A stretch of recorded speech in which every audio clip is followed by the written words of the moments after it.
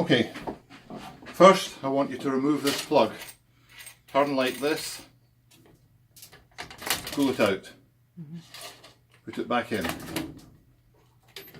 tighten it down. Check, does it feed paper? Yes, good, all fixed. Doesn't feed paper, next.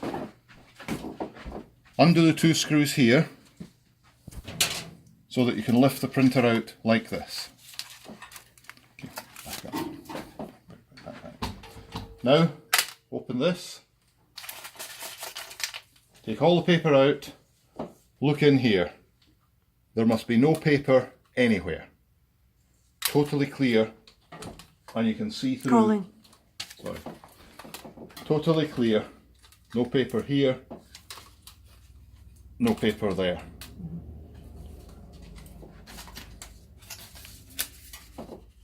Push the paper through. Make sure it moves easily.